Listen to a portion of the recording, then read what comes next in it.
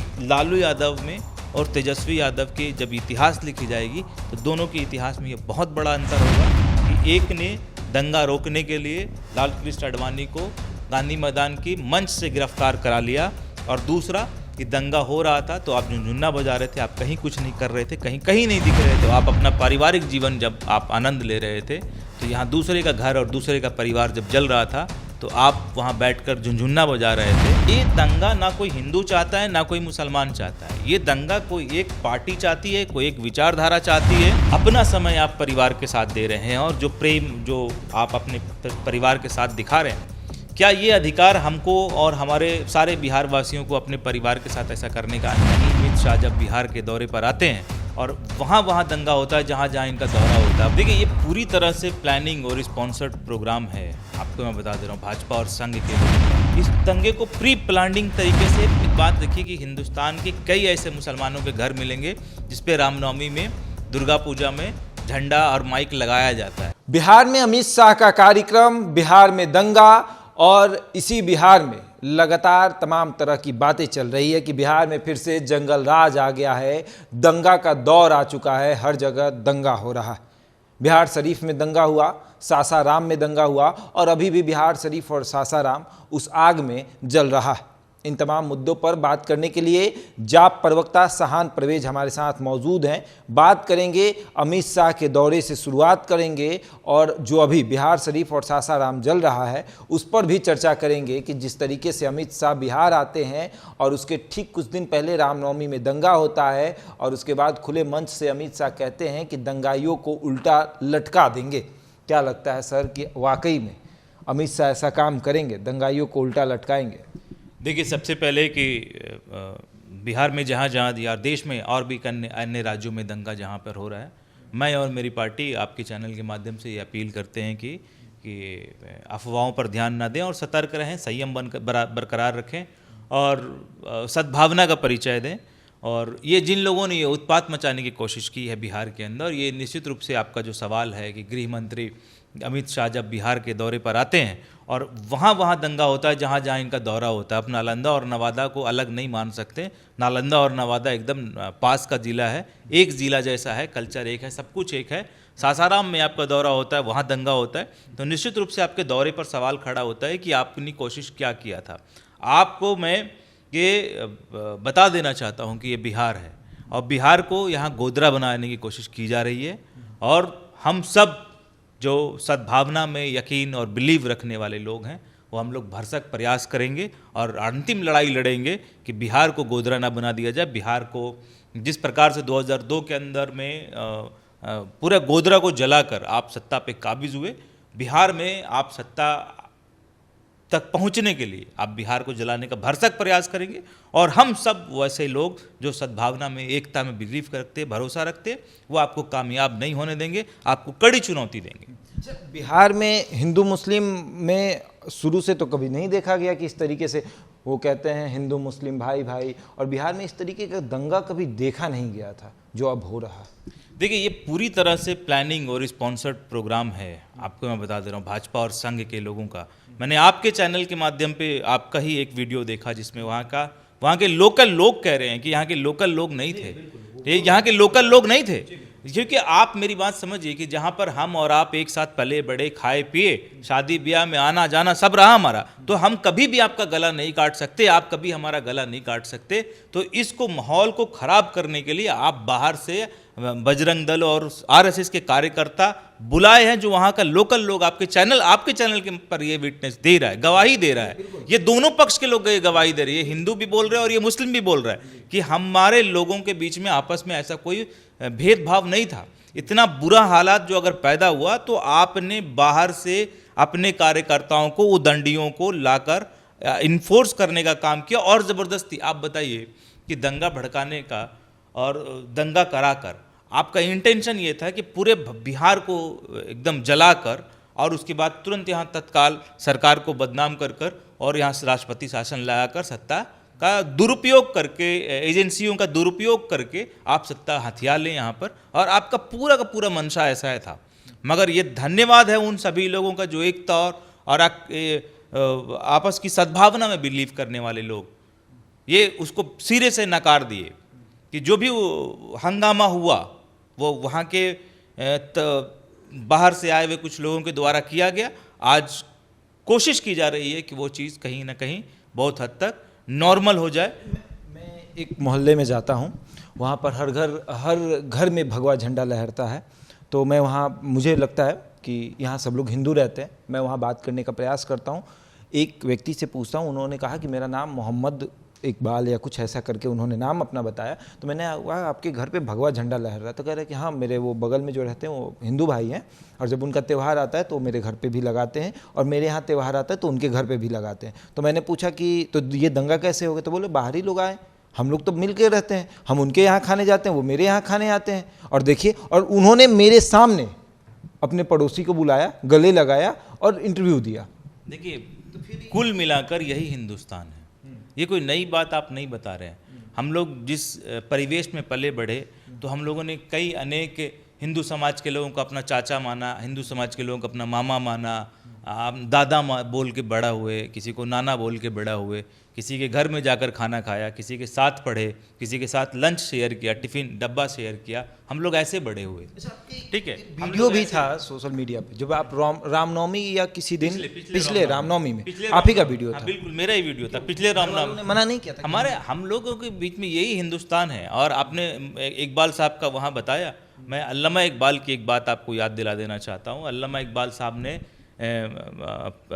कहा था कभी कि है राम के वजूद पे हिंदुस्तान को नाज, अहले नज़र समझते हैं इमाम हिंद जिनको, ठीक है। तो इमाम हिंद का लक़ब अल्लामा इकबाल साहब ने प्रभु श्री राम को दिया, और हम हिंदुस्तान में हम एक्सेप्ट करते हैं कि हम इनके वजूद पे हमको नाज है। और हम कहाँ ये दिखाना चाह रहे हैं, ये जो आज न्यूज़ में दिखाया जा रहा है कि मुसलमानों को भगवा से प्रॉब्लम है। अरे भगवा से प्रॉब्लम किसी मुसलमान को नहीं है। आप जय श्री राम का नारा लगाते हैं, इस नारे से किसी मुसलमान को प्रॉब्लम नहीं है।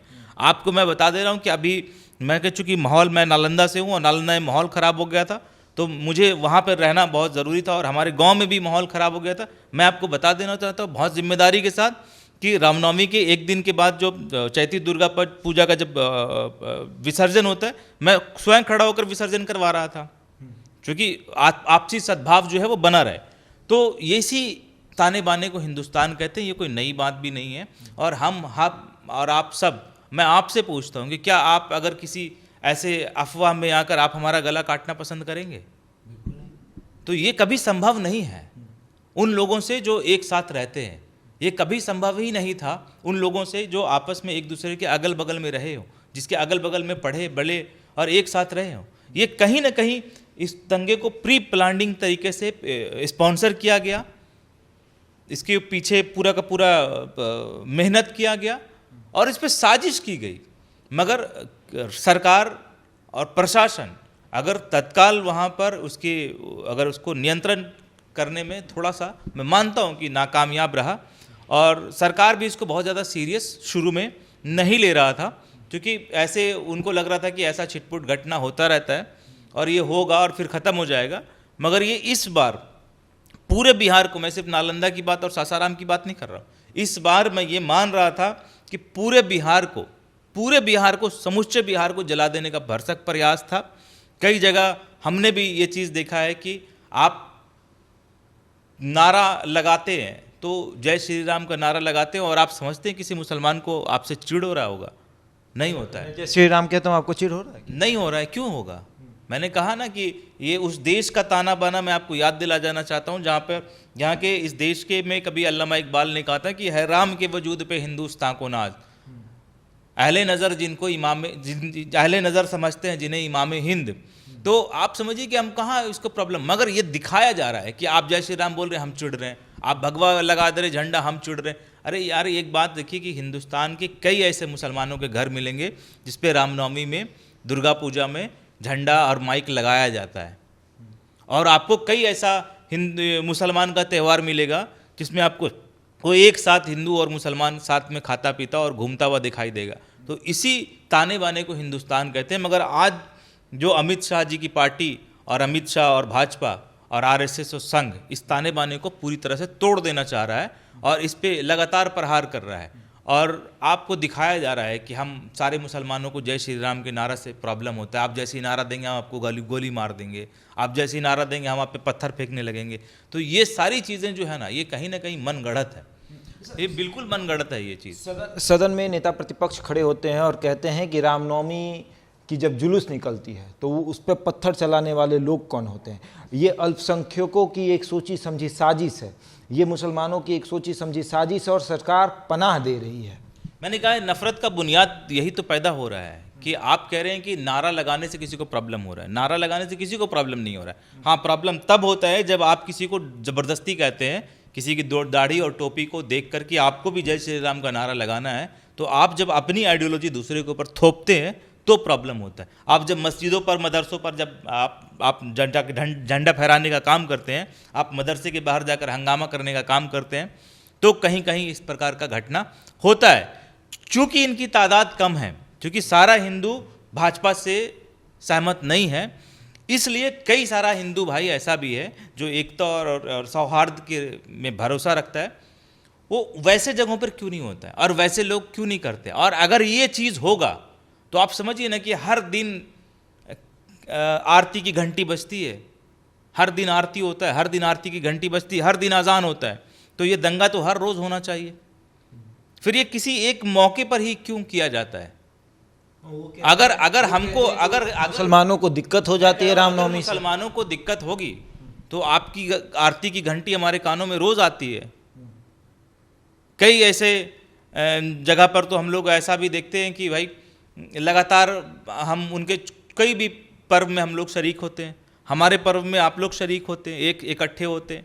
आप अगर कहते हैं कि आप अगर कहते हैं कि अजान से हिंदुओं को प्रॉब्लम है, तो बताइए कि इस देश में कब से अजान हो रहा है, कितने हिंदुओं को प्रॉब्लम हुआ? और इस अजान से अगर प्रॉब्लम होती तो रोज़ 5 टाइम अजान हो रहा होता है, तो रोज़ दंगा हो रहा होता।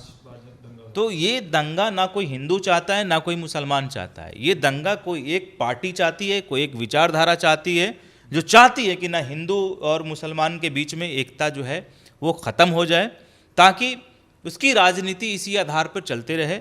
और वो देश को जलाकर सत्ता पर काबिज रहना चाहती है, देश की एकता और अखंडता को ख़त्म कर देना चाहती है, देश की खूबसूरती को ख़त्म कर देना चाहती है, सिर्फ और सिर्फ इसलिए क्योंकि उसको देश में सत्ता चाहिए और सत्ता पर बने रहने के लिए इस प्रकार सरकार की कार्रवाई से कितने खुश? अगर नालंदा वासी आप हैं, अब मैं आपसे ये सवाल पूछ रहा हूँ कि सरकार और प्रशासनिक जो वहाँ पर है उससे कितना खुश हैं आप? देखिए, सरकार अगर चाह जाती तो 24 घंटा इसको नियंत्रण करने के लिए काफ़ी था। मात्र 24 घंटा मेरे ख्याल में कि ये बहुत बहुत आसान है 24 घंटे के अंदर में टैकअप करना। मगर दुर्भाग्य ये है कि मैं ये अब समझता हूँ इस बात को कि जितना बिहार का विपक्ष चाहता है कि इस देश के अंदर और इस बिहार के अंदर आपसी सौहार्द बिगड़े, उसी प्रकार से शायद मुझे अब लगने लगा है कि जो बिहार में सत्ता पक्ष और जो सो कॉल्ड सेकुलर पार्टीज़ हैं, शायद उनको भी इस दंगे में उतना ही मज़ा आ रहा है जितना उनको आ रहा है। कि अगर एक तरफ जहां भाजपा दंगे के नाम पर हिंदू ध्रुवीकरण की बात कर रही है, तो दूसरी तरफ शायद जो सो कॉल्ड सेकुलर पार्टी यहाँ हैं बिहार के अंदर जो अभी सत्ता में हैं, वो मुसलमानों को इसी दंगा का डर दिखाकर और उनका वोट जो है उसका पोलराइजेशन करने का काम कर रही है। और दंगा में आज अफसोस की पूरी पक्ष और सत्ता पक्ष और विपक्ष की राजनीति इसी दंगा पर आधारित हो गई है। मुद्दे गायब हो गए हैं, सामाजिक मुद्दे गायब हो गए हैं और दोनों का जो है वो इस दंगे में अपने आप को कहीं ना कहीं खूब बेहतर समझ रहे हैं कि ये दंगा हो। नहीं तो आप समझिए ना कि मेरा एक सवाल बिहार के उप मुख्यमंत्री माननीय तेजस्वी यादव जी से है कि आपके घर में अभी आपको बेटी हुई है, आपको बहुत बहुत बधाई कि आपके घर में बेटी हुई है। आप अभी अपना पारिवारिक जीवन बहुत आनंदमय तरीके से गुजार रहे हैं, आप अपना समय अपने परिवार के साथ दे रहे हैं। तो जो अपना समय आप परिवार के साथ दे रहे हैं और जो प्रेम जो आप अपने परिवार के साथ दिखा रहे हैं, क्या ये अधिकार हमको और हमारे सारे बिहार वासियों को अपने परिवार के साथ ऐसा करने का नहीं है? आज मुझे नहीं बोलना चाहिए शायद ये बात, मगर जिन लोगों का परिवार आज उजड़ रहा है और जिन लोगों के घरों में आज लाशें बिछी हुई है, जिन लोगों का घर आज जला दिया गया है, चाहे वो हिंदू हो चाहे मुसलमान हो, बिहार शरीफ में भी और सासाराम में भी हत्या और जान का नुकसान दोनों साइड हो रहा है, बराबर हो रहा है, कुछ इधर हो रहा है कुछ उधर हो रहा है। अब बताइए कि यह क्या उन परिवारों को आप क्या मैसेज देना चाहेंगे कि जब आप सत्ता की जिम्मेदारी आपके साथ थी तो आप अपना पारिवारिक जीवन जब आप आनंद ले रहे थे, तो यहाँ दूसरे का घर और दूसरे का परिवार जब जल रहा था तो आप वहाँ बैठकर झुनझुन्ना बजा रहे थे।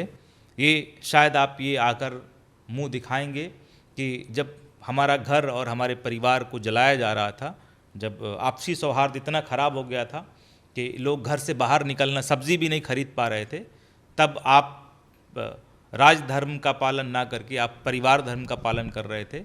लोगों के लिए खड़ा होने की जगह पे आप अपने परिवार के लिए खड़ा थे। जब लोगों के घर में उसके घर का दीपक बुझ रहा था तो आप अपने घर में झुनझुन्ना बजा रहे थे। ये इतिहास इस बात को याद रखेगा। जब नेता प्रतिपक्ष थे उस समय भी देखा गया था कि कोरोना काल हो या फिर पटना का बाढ़ हो, तेजस्वी यादव को लोग ढूंढ रहे थे। और आज जब बिहार में आपदा आई है, दंगा हो रहे हैं हर जगह, तो आज भी लोग ढूंढ रहे हैं। तो क्या लगता है कि वाकई में इन सब चीज़ों को छोड़ तेजस्वी कभी कभी गायब हो जाते हैं? देखिए, मैंने कहा ना कि आपको इन चीज़ों से कोई मतलब नहीं है। आप केवल आज मुसलमानों को इस बात का डर दिखाकर आप उसका वोट अपने कब्ज़े में कर लेना चाहते हैं कि आप अगर हमको वोट नहीं करेंगे तो शायद भाजपा इस प्रकार का दंगा जो है वो कराती रहेगी। और इसी दंगे के डर से मुसलमानों ने शायद 40 साल तक आपका 30-35 साल 40 साल तक आपका साथ दिया है। और मैं आपको याद दिला देना चाहता हूँ कि यही कभी लालू यादव जी का कि जब कभी दंगे की आशंका हुई और रथ और कमंडल लेकर जब लाल कृष्ण अडवाणी 90 के दशक में निकले तो उनको गांधी मैदान से गिरफ्तार करवा दिया गया, क्योंकि तब मुख्यमंत्री लालू यादव थे। तो अगर आपको सच में दंगा रोकने की बात होती तो आप 24 घंटा आपके लिए काफ़ी था। आप सरकार में थे, आप विपक्ष में नहीं थे कि आपसे सवाल नहीं होता। आप सरकार में थे तो सवाल निश्चित रूप से आपसे होगा कि 24 घंटा नहीं, 2 दिन 3 दिन 4 दिन 5 दिन, एक लंबे समय तक आप विफल हो रहे हैं। तो कहीं ना कहीं अब आपकी इंटेंशन पे भी सवाल खड़ा हो रहा है और आपका कोई प्रतिक्रिया, कोई बयान, कोई प्रेजेंस, कहीं उपस्थिति, कहीं कुछ नहीं दिखाई दे रहा है। तो जितना अहमियत आपके परिवार में आपके बच्चों का है, आपके परिवार के सदस्यों का है, तो बिहार में हर एक परिवार का बच्चा अपने परिवार के लिए उतना ही अहमियत और उतना ही इम्पोर्टेंस और उतना ही महत्व रखता है। जो आज बच्चे मर रहे हैं, जो आज बच्चों को की जाने जा रही है, जो आज किसी का घर जल रहा है, किसी की दुकानें जल रही है, इन सब के लिए जितना आपका परिवार महत्व होता है, उन सब के लिए उन चीज़ों का भी उतना ही महत्व है। तो आपको बाखूबी और बाजिम्मेदारी आपको सामने आकर अभी लोगों के बीच होना चाहिए था। अगर आप अपने परिवार के साथ झुनझुन्ना बजा रहे थे, ये आपको इतिहास याद रखेगा और इसीलिए आपको याद रखा जाएगा। और ये बड़ा अंतर मैं आपके चैनल पे माध्यम से आज बता देना चाह रहा हूँ कि लालू यादव में और तेजस्वी यादव के जब इतिहास लिखी जाएगी तो दोनों के इतिहास में ये बहुत बड़ा अंतर होगा कि एक ने दंगा रोकने के लिए लाल कृष्ण अडवाणी को गांधी मैदान की मंच से गिरफ्तार करा लिया और दूसरा कि दंगा हो रहा था तो आप झुनझुन्ना बजा रहे थे, आप कहीं कुछ नहीं कर रहे थे, कहीं नहीं दिख रहे थे। ये फेल्यूर है सरकार का। तो जब आपने लाल कृष्ण अडवाणी की बात की तो लालू यादव का वो भाषण, वो शब्द याद आता है जब उन्होंने कहा था कि मैंने अडवाणी जी को कहा कि आप अपनी रथ यात्रा को रोक लीजिए, क्योंकि जब लोग ही नहीं रहेंगे तो मस्जिद में अजान कौन करेगा और मंदिर में घंटा कौन बजाएगा। इसी के साथ बने रहे हमारे साथ और देखते हैं द इंडिया टॉप।